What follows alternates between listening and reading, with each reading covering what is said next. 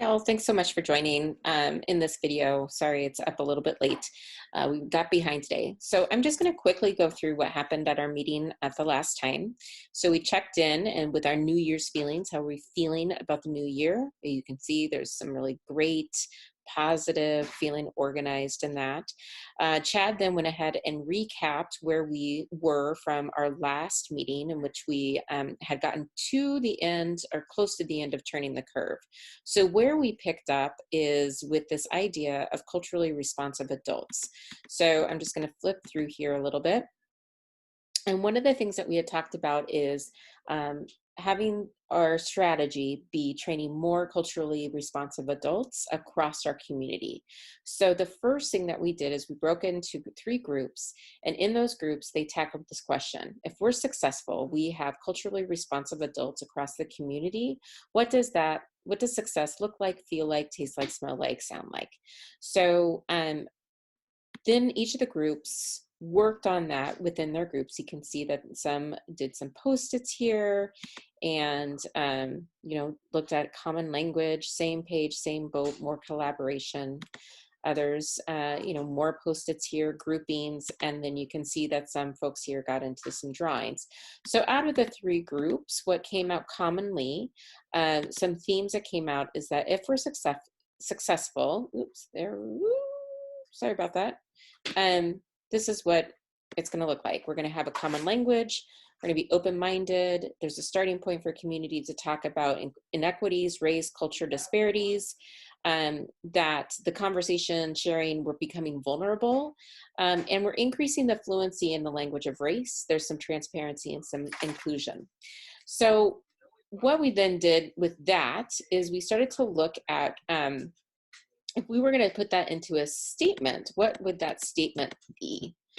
And this statement is also in the notes that I sent out that we finally wordsmithed a little bit, but this was the draft that we came to. Across our community, culturally responsive adults are fluent in the foundation of language and have the capacity to create deeper strategies that produce new and improved outcomes for all kids, regardless of race, social, economic status, or ability. And all kids have equitable access to the supports and resources that are sustainable anywhere in the community. So from this, what we decided to do is we actually then started to look at some vision quests. If this is the vision, if this is what culturally responsive adults across our community is going to look like, then how are we going to get there? So then what each group did is that they started with today and they started to build out the vision, the vision quest. What are the steps that we need to take in order to get to that vision? You see everyone did it just a little bit differently, but we also then went through these 3 vision quests and recognized that it boiled down to 3 different ideas. So, and that is on that high school summary document that I sent out a little bit earlier. So those 3 action steps, or those 3 groups, are figuring out across the community who's already offering this culturally responsive training, or who's already been trained and what's working. So really looking at building that asset map of the Rochester-Olmsted County and building a summary of lessons learned and any sort of leverage points. For example, if there's a partner that's doing this really well, what can we learn about that training? What are some of the things that we can take? That is one group that we can work on, and this is the work product that they would be working on. The second group that we landed on is assessing the network for community partners. When we look at our network list, who do we have? Where are they on culturally responsive training spectrum?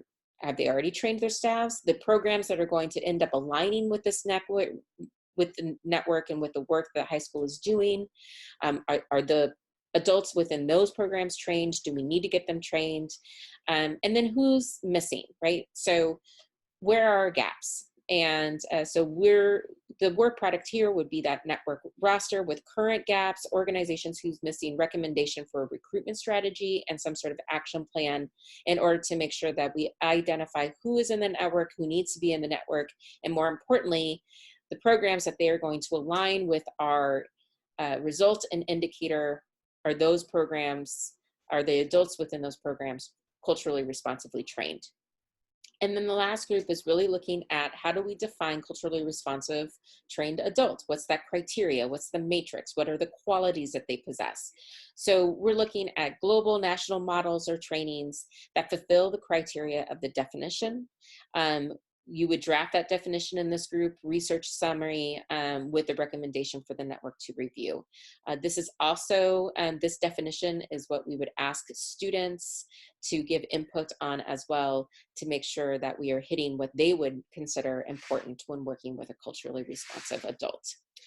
So there also was some action steps that were captured on those vision quests, if you will, and they are captured here. And we still have the 2 research agenda questions that were brought up earlier in the Turn the Curve activity, and the staff has some work that's happening in order to make those research agendas move forward. So I sent this note out as well with a survey for you to fill out. I've started a group or a shared drive for our network so that you can have access to all of the notes and all of the materials that you produce. So if you will please fill out this form. I only have 2 responses so far, so please make sure that you get that filled out. I think I'm asking for it by the end of next week. Just your name, the organization that you represent, the email that is already attached to a Google account. That's how I can make sure that you're connected to our shared drive. And then your work group choices. What's your first choice, your second choice, and third choice? And if you're willing to be a group leader. Group leaders typically, they will adhere to the timeline and they will gather the work and just help prod folks a little bit to make sure that we're doing some work in between our meetings as well to meet those deadlines that you as a network put forward. So that's what happened in the meeting. If you have any questions, feel free to reach out to me.